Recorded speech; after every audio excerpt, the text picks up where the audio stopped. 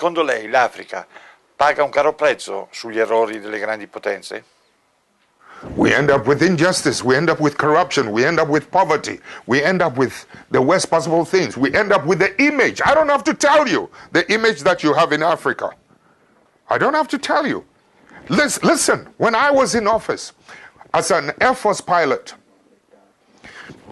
I went to school and trained in the city. I became an Air Force pilot.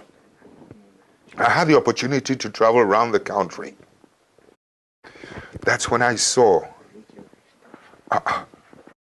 there is a big difference between those of us living in the cities and the mass people who feed us living in the rural areas. My brother, you listen to me carefully.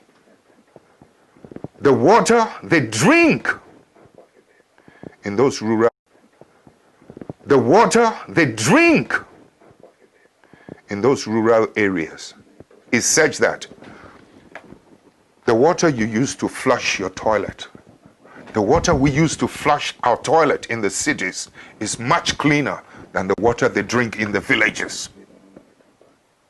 No clinics, no hospitals, etc. No headache, no needles to even sew their clothes. That's when I began to see the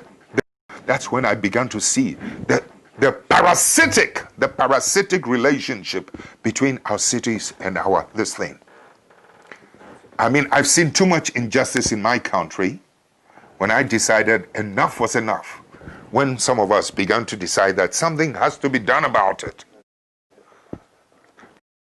When we emerged into political office, you know something? Electricity used to be limited to only 27% of the country.